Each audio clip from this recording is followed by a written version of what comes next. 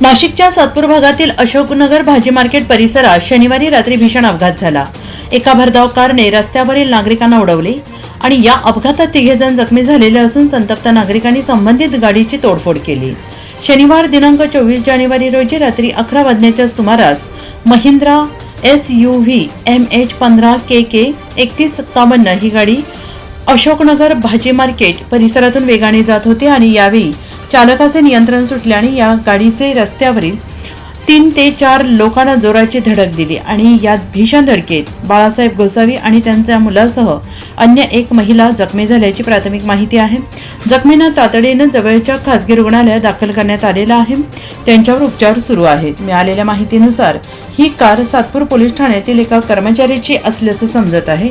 संबंधित कर्मचारी आपली ड्युटी संपून घरी जात असताना हा अपघात घडलेला आहे। यांना मी 2 वेळा आवाज दिला, 2 वेळेस आवाज दिला की सर गाडी थांबवा। इथून इतके जोरात निघून गेले ना, पुढे ठोकले। आता कुठे माहिती का आपल्या सर्कल जवळ सर्कल आहे ना, आपल्या मार्केटकडे जाताना